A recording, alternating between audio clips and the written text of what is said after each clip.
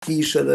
ministra zakonisht, me idenë që unë nuk firmosa dhe po nuk firmosa nuk do të penalizohem. Por nuk është, kjo është një naivitet, qoftë juridik, qoftë dhe politik, sepse askush nuk mund të ikë përgjegjësisë së pozicionit që mbartë. Ndaj aty ka një përgjegjësi vertikale të gjithë atyre individëve përgjegjës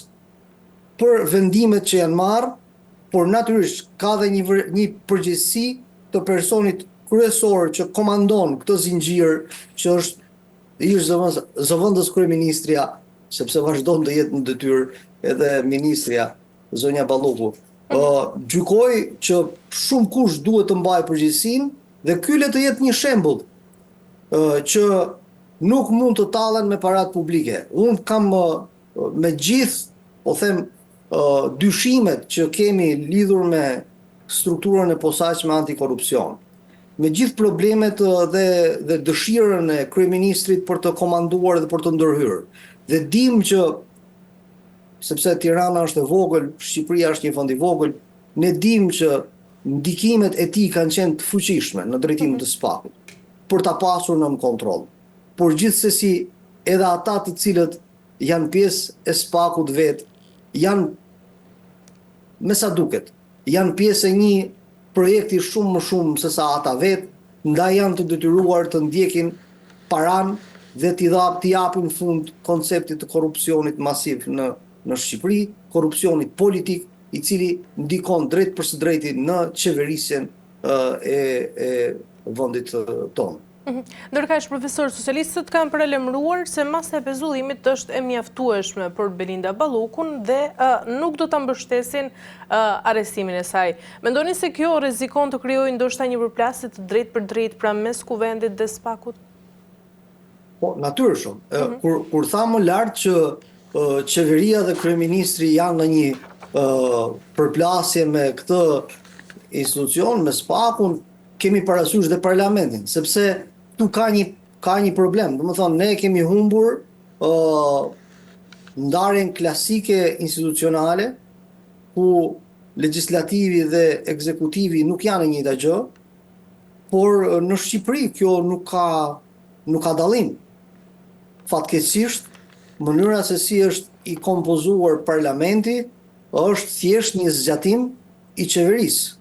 ku as opozita dhe as po them pjesëmarrësit e tjerë në parlament nuk kanë fuqi, nuk kanë forcë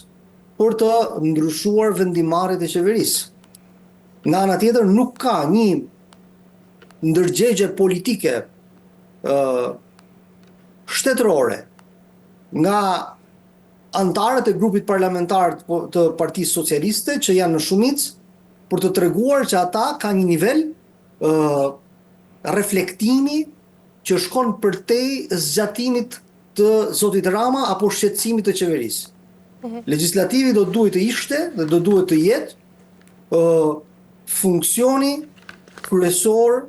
që i bën ballë, i jep udhë këtij raporti me drejtësinë në momentin aktual. Por gjasat janë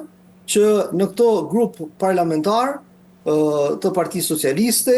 të mos ketë asnjë reflektim tjetër përpos vendimarrjes individuale të kryeministit Rama, i cili po e teston, po e jep vetes kohë edhe disa ditë, siç ka bërë në gjithë të kohë, për ta shtyrë gjithnjë më shumë vendimarrjen, megjithëse unë mendoj që do të jetë mjaft e vështirë, qoftë publikisht, qoftë politikisht, që ai ta mbrojë, të vazhdojë ta mbrojë zonjën Balluku, sepse po ju përsëris, projekti i SPAK nuk është të i kaluar tashmë dhe atë, dhe është një projekt që i ka të i kaluar edhe vetë prokurorët e SPAK-ut, nëse ata do duan të rriqeshin, e kanë të pamundur. Është një rrugë e cila duhet të fitohet domosdoshmërisht nga drejtësia. Jo si një drejtësi unilaterale, po si një drejtësi që e vendos të drejtën në vend dhe nuk persekuton njerëz, por vendos drejtësinë. Zoti Rama po e merr edhe pak kohë, kam bindjen që ai grup parlamentar do të veprojë ashtu siç i thotë, zoti Rama, sepse për hir të vërtetës, siç edhe e kemi parë në këtë kohë, niveli i parlamentit dhe fatkeqësisht edhe i deputetëve të Partisë Socialiste në këto zgjedhjet e fundit ka lënë për dëshiruar, ka sjellë në parlament një nivel shumë të ulët të përfaqësuesve dhe kjo është një problem shumë i madh, po që i takon një diskutimi tjetër. I qartë. Mirë, profesor, për të mbyllur dy pyetjet e fundit. Ndërkaq prokurorët kanë deklaruar në mbledhje se hetimet tashmë janë në fazën më intensive dhe se mund të ketë sekuestrime të tjera të dokumenteve. Mendoni se këto prova, se këto do të sjellin veprime dhe prova të reja që ndoshta mund të ndryshojnë balancën politike në votimin e 5 marsit, pra kur do të mbahet edhe seanca dhe mendoni se ky votim do të shënojë një pikë kthese ndoshta për fatin politik dhe penal të zonjës Balluku? Sigurisht, kjo është e qartë. Shiko, si rregull deputetët e Parlamentit të Shqipërisë, të cilët do të votojnë për këtë çështje, do duhet të jenë të pajisur që të gjithë me dosjen. Dhe sepse është normale, kur dikush voton për diçka, do duhet të ketë paraprakisht dokumentacionin përkatës, pra nuk votohet pa njohur përmbajtjen e dokumentacionit. Dhe si rregull, e gjithë trupa parlamentare do duhet të jetë e njohur